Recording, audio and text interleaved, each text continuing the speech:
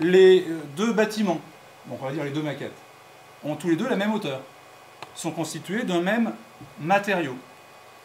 Les sections de ces murs sont identiques. Ce sont des tôles de même épaisseur, de même longueur. La seule chose qui distingue ces deux bâtiments, c'est que, ici, je n'ai rajouté que 2 plaques de tôle. Là, j'en ai rajouté 2 ou 3 fois plus. Donc le paramètre qui les distingue, c'est la masse. Je fais de la statique. Est-ce que la masse est un des paramètres de la raideur? Non, la masse n'est pas un paramètre de la raideur, c'est un des paramètres de l'oscillation libre. Ça veut dire que si ça n'est pas un paramètre de la raideur, quand j'exerce une force horizontale sur cette structure, elle se déplace de x, et quand j'exerce la même force, la structure se déplace du même x.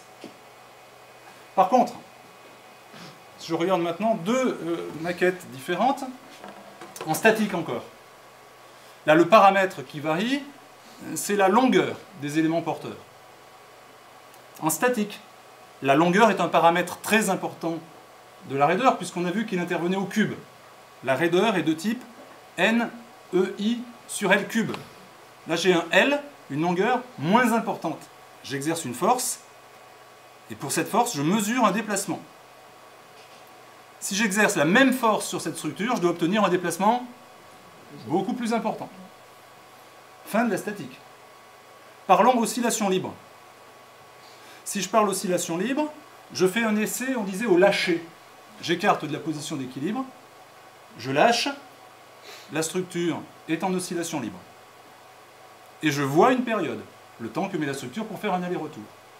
Cette structure-là est en tout point identique, sauf quant à la longueur. La raideur de celle-ci est plus importante. Comme la raideur est plus importante, la période est plus petite. Cette structure va plus vite.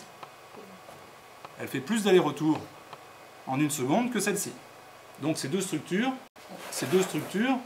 ont des périodes différentes.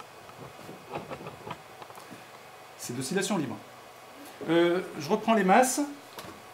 En oscillation libre, ces deux structures avaient la même raideur. D'accord? Est-ce qu'elles ont les mêmes périodes? Non, parce qu'elles n'ont pas les mêmes masses. Alors j'écarte la moins chargée de sa position d'équilibre, et elle oscille avec une certaine période. J'écarte celle-ci de sa position d'équilibre, et elle oscille avec une période plus grande. Alors, regardons ce qui se passe en oscillation forcée. Ces deux structures ont la même raideur, elles n'ont pas les mêmes périodes. Le plateau se soulève quand même un petit peu. Je soumets cette structure à un séisme. Donc, à un moment donné, pour une période des mouvements du plateau, je vais avoir une des deux structures qui bouge plus que l'autre. Voilà. Donc là, j'ai cette structure, c'est la masse la plus importante qui bouge beaucoup.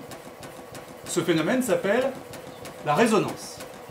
Que se passe-t-il si j'augmente encore la vitesse? J'augmente la vitesse du plateau, hein.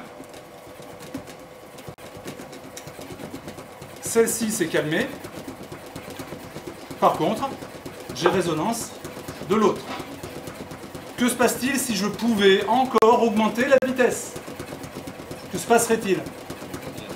Les deux se calment. Je coupe.